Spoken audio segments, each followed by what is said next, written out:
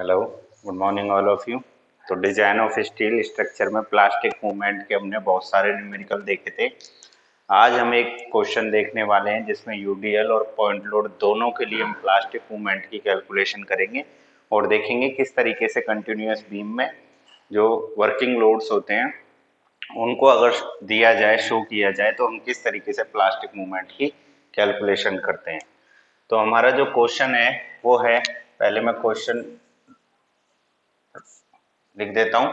देखो, calculate the plastic movement capacity, calculate the plastic movement capacity, calculate the plastic movement capacity required for the continuous beam,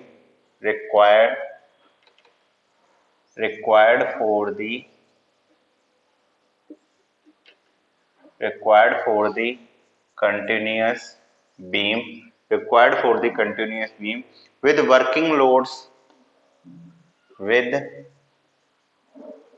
working loads shown in figure,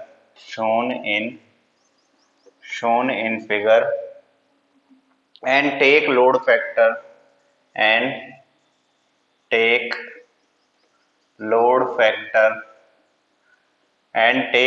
factor is 1.5। ये हमारा question है और हमें जो continuous beam दे रखा है वो किस तरीके से दे रखा है। देखिए, ये हमारा एक कंटिन्यूअस बीम है,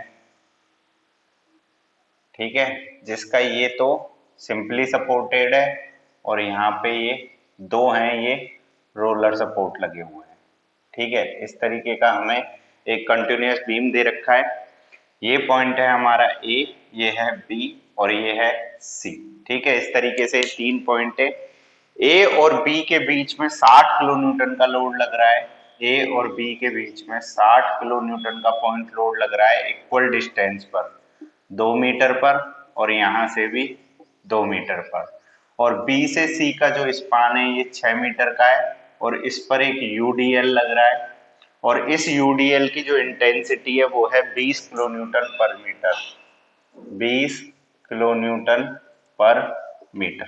इस तरीके से हमें ये कंटिन्यूअस बीम दे रखा है ए बी सी, जिसमें ए और बी के बीच का जो स्पान है वो ओवरऑल 4 मीटर है। जो पॉइंट लोड लग रहा है मिड पे 60 किलो न्यूटन का।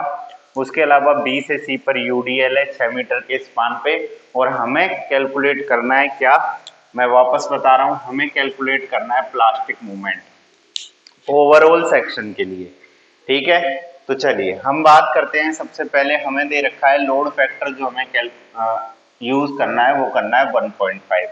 तो अगर लोड फैक्टर की कैलकुलेशन के लिए मैं देखूं तो हम क्या लिखते हैं कि जो हमें क्वेश्चन में गिवन है वो है load factor equal to 1.5।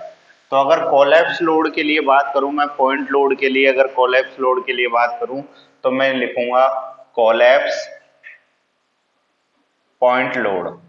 Point load के लिए जो कोलैप्स लोड होगा पॉइंट के लिए वो कितना होगा, वो होगा 1.5 इंटू 60। तो ये कितना हो जाएगा, 40 किलो न्यूटन। ये तो हमारा क्या हो जाएगा, पॉइंट लोड कोलैप्स के लिए। सॉरी, ये 60 नहीं है, ये 40 किलो न्यूटन है और यहाँ पर ये 40 किलो न्यूटन है। तो ये आ जाएगा 60 किलो न्यूटन, ठीक है। उसके बाद मैं बात करूंगा किसके लिए, कोलैप्स फॉर यूडीएल के लिए, कोलैप्स यूडीएल के लिए, यूनिफॉर्मली डिस्ट्रीब्यूट लोड के लिए बात करूंगा तो 1.5 इंटू 20, ये कितना हो जाएगा, 30 किलो न्यूटन। तो इस तरीके से मैंने दोनों लोड फाइंड आउट कर लिए। जो कोलैप्स लोड होंगे पॉइंट लोड के लिए तो होगा 60 और उसके लिए कितना होगा, 30 होगा। तो मैं इस डायग्राम को अगर दोबारा से ड्रॉ करूं तो ये किस तरीके से होगा, ये सिंपली सपोर्टेड है, यहाँ पे एक ये रोलर सपोर्ट है, यहाँ पे भी रोलर सपोर्ट है। ये जो यूडीएल है इसकी इंटेंसिटी अब की बार कितनी हो गई, इसकी इंटेंसिटी हो गई 30 किलो न्यूटन पर मीटर, और यहाँ पर जो पॉइंट लोड लग रहा है ये कितने का हो गया, ये हो गया 60 किलो न्यूटन का। अगर हम कोलैप्स लोड को कैलकुलेट करते हैं, ये है ए, ये बी और ये है सी, यहाँ से यहाँ तक ये है 2, यहाँ से यहाँ तक 2 और यहाँ से यहाँ तक ये ओवरऑल 6 मीटर, 2 मीटर और ये 2 मीटर। इस तरीके से हमारा कोलैप्स लोड को हम अगर लोड फैक्टर के अकॉर्डिंग देखें तो अब हमारा जो डायग्राम बनता है वो इस तरीके का बनता है।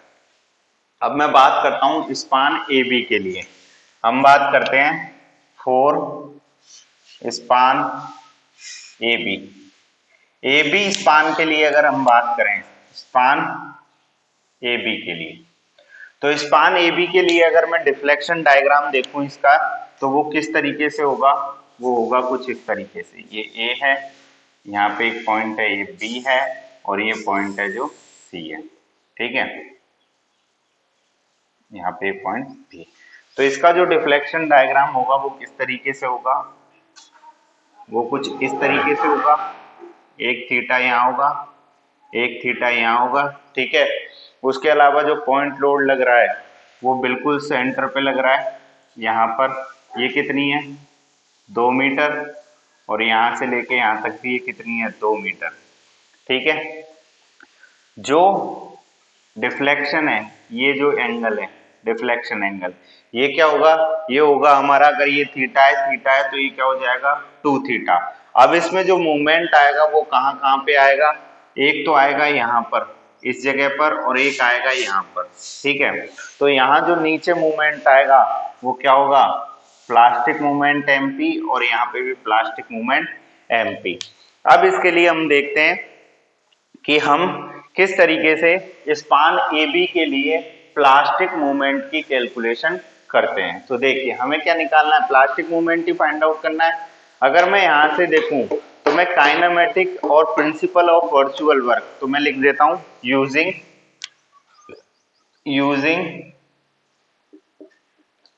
Kinematic method.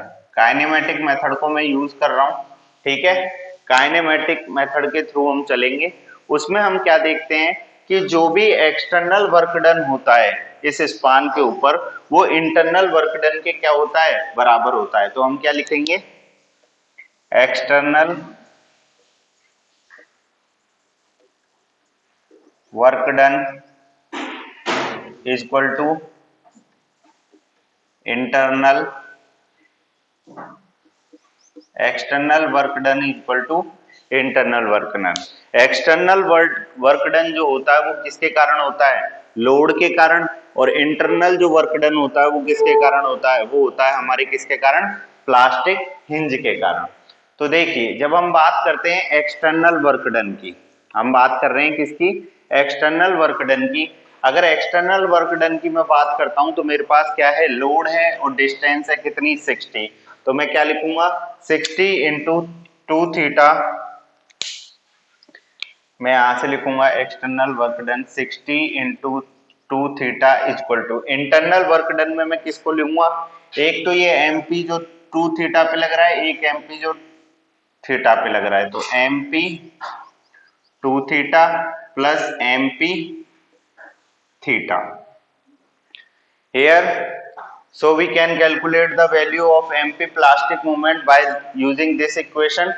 So here 120 theta is equal to, इसको हम क्या लिख देंगे, इसको लिख देंगे 3 MP थीटा।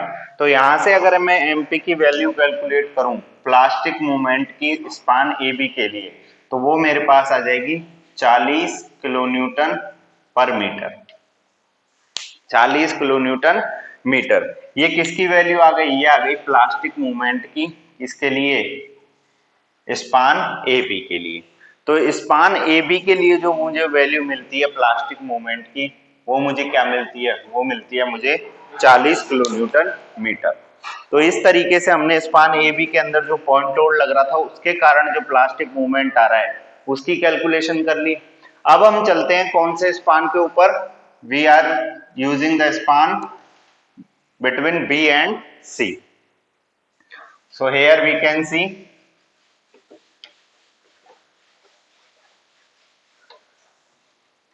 स्पान BC के लिए जब हम बात करेंगे तो हम जो डिफ्लेक्शन डायग्राम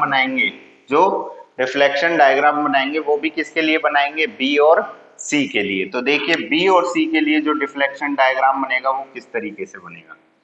ये पॉइंट है C, यहाँ पर एक पॉइंट है B और ये पॉइंट है कोई A, ठीक है। ये इसी तरीके से बिल्कुल पॉइंट है। अब जो डायग्राम है वो किसके लिए बना रहे हैं हम, स्पान B और C के लिए। हम बात कर रहे हैं केवल स्पान किसकी, B और C की। तो स्पान BC के लिए जो डिफ्लेक्शन डायग्राम है वो किस तरीके से शो होगा, वो कुछ इस तरीके से शो होगा, है ना। अब देखिए जो BC है इस पर यहाँ पर जो एंगल बनेगा वो थीटा, यहाँ पर C पर जो डिफ्लेक्शन एंगल होगा वो क्या होगा, थीटा, ठीक है। इसको हम नाम दे देते हैं θ1 और ये सेंटर पे हमने दिखा दिया। इसके अलावा जो डिफ्लेक्शन होगा, ये जो डिफ्लेक्शन होगा ये होगा थीटा प्लस θ1 का, दोनों का सम होगा, ठीक है। यहां से लेके यहां तक की जो सेंटर कोऑर्डिनेट से और यहां तक की ये जो डिस्टेंस होगी ये होगी हमारी 0.414 L, 0.414 L के बराबर होगी ये वाली डिस्टेंस मिड ऑर्डिनेट से, ठीक है। अब जो मूवमेंट आएगा वो कहां पर आएगा, एक तो यहां पर आएगा क्या, MP, एक मूवमेंट यहां पर आएगा वो क्या आएगा, 2MP का, ठीक है। इस तरीके से हम देखेंगे कि इसका क्या बन रहा है, ये डिफ्लेक्शन डायग्राम बन रहा है। डिफ्लेक्टिव शेप को दिखा रहा है किस तरीके से डिफ्लेक्शन होगा इस UDL के कारण और मूवमेंट कैसे आएगा। तो हम बात करते हैं BC is a propped cantilever beam with UDL over entire span, so plastic hinge will be form. यहाँ पर क्या होगा, एक प्लास्टिक हिंज फॉर्म होगा, इस पॉइंट पर क्या होगा, एक प्लास्टिक हिंज फॉर्म होगा। तो हम किस तरीके से लिखते हैं, plastic hinge will be formed at 0.414 L from the end point C के end point से, ठीक है। तो हम लिखेंगे BC is propped cantilever beam, BC is propped cantilever beam, BC is propped cantilever beam with UDL with UDL over entire span so plastic hinge is formed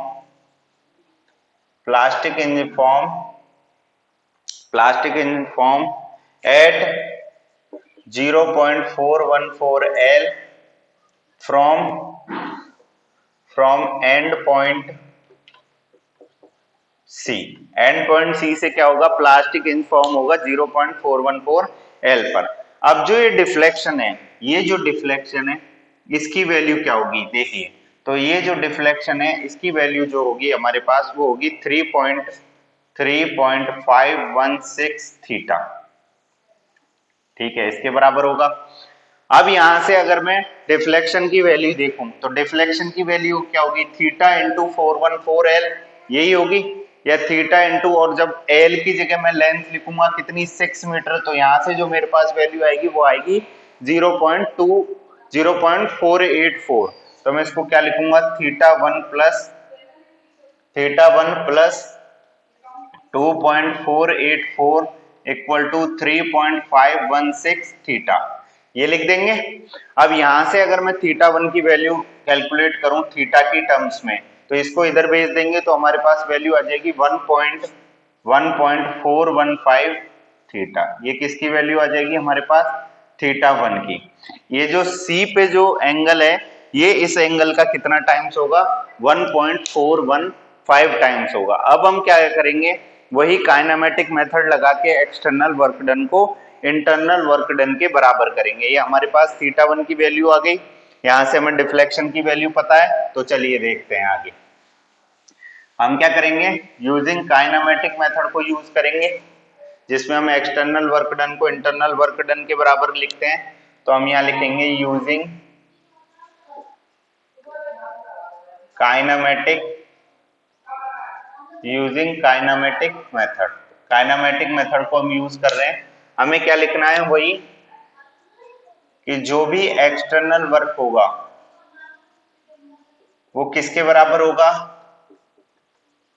internal work के। किसके बराबर होगा, इंटरनल वर्क के। अगर external work की बात करूं मैं, तो एक्सटर्नल वर्क क्या होगा, यूडीएल इंटू एवरेज डिफ्लेक्शन। क्या होगा, एक्सटर्नल वर्क डन क्या होगा, यूडीएल इंटू एवरेज डिफ्लेक्शन। ये होगा बराबर इंटरनल वर्क डन की। अगर मैं बात करूं तो इंटरनल वर्क डन किसके बराबर हो रहा है, एमपी इंटू थीटा। ये जो एमपी हो रहा है ये थीटा के लिए, और 2 एमपी हो रहा है वो थीटा प्लस थीटा 1 के लिए, इनके लिए हो रहा है। तो यहां देखिए MP into theta plus 2 MP theta plus theta 1, इनके लिए हो रहा है इंटरनल वर्क डन जो हो रहा है। तो यहां से अगर हम वैल्यू देखें तो वो वैल्यू क्या आएगी, अगर मैं यूडीएल की बात करूं तो यूडीएल की इंटेंसिटी कितनी है, 30। तो यहां हम लिख देंगे 30 इंटू जो एवरेज डिफ्लेक्शन है वो 6/2 सेंटर पे हमें दिख रहा है, तो 6/2 इंटू कितना होगा, सॉरी 6 होगा ये, यूडीएल इंटू ओवरऑल लेंथ कितनी है 6 इंटू डिफ्लेक्शन बाई 2। यहां से अगर हम देखें तो हम इस थीटा 1 की वैल्यू पुट कर सकते हैं, इस थीटा 1 की वैल्यू। तो ये क्या हो जाएगी, MP into theta plus 2 MP bracket theta plus इस थीटा 1 की वैल्यू अभी हमने फाइंड आउट की थी, वो क्या थी 1.415 थीटा। ये थीटा 1 की वैल्यू पुट कर दी। अब इसको हम सॉल्व कर लें तो ये कितना हो जाएगा, ये हो जाएगा 180 इंटू डिफ्लेक्शन बाई 2, और डिफ्लेक्शन की भी वैल्यू रख देते हैं हम 3.516 theta divide by 2 equal to, इस डिफ्लेक्शन की वैल्यू भी हमने फाइंड आउट की थी अभी थोड़ी देर पहले, 3.516 थीटा इक्वल टू क्या हो जाएगा 5.83 एमपी इंटू थीटा, ये हो जाएगा। अब देखिए यहां से वैल्यू आ गई, तो यहां से हम किसकी वैल्यू कैलकुलेट कर सकते हैं, एमपी की इन थीटास की टर्म्स में। थीटा से थीटा कैंसिल आउट हो जाएगा, तो यहां से स्पान बीसी के लिए जो एमपी की वैल्यू आ जाएगी, यहां से जो एमपी की वैल्यू आएगी इन दोनों को सॉल्व करने पे वो आएगी 54.28 किलो न्यूटन पर मीटर। ये प्लास्टिक मूवमेंट की वैल्यू आ गई। अब देखिए जो इस सेक्शन के लिए स्पान ए बी के लिए जो मेरे पास प्लास्टिक मूवमेंट की वैल्यू आई थी, ये तो है 4 स्पान बी सी के लिए, और जो एमपी की वैल्यू आई थी 40 किलो न्यूटन मीटर, ये किसके लिए आई थी, ये आई थी, ये हमारे पास किसके लिए आई थी, ये आई थी 4 स्पान ए बी के लिए। ठीक है, इस तरीके से हमें दोनों स्पानों पे वैल्यू क्या हो गई, फाइंड आउट हो गई। हमें दोनों स्पानों पे वैल्यू पता चल गई कि स्पान ए बी के लिए हमारी जो प्लास्टिक मूवमेंट है वो कितना है, और स्पान बी सी के लिए हमारे पास प्लास्टिक मूवमेंट कितना है। तो ओवरऑल अगर इस पूरे कंटिन्यूअस बीम की बात करें तो इसके लिए हम इन दोनों में से उस प्लास्टिक मूवमेंट को लेते हैं जो क्या हो, ग्रेटर हो। तो ग्रेटर वाला कौन सा है हमारा, ये है, हम ग्रेटर वाले प्लास्टिक मूवमेंट को कंसीडर करते हैं।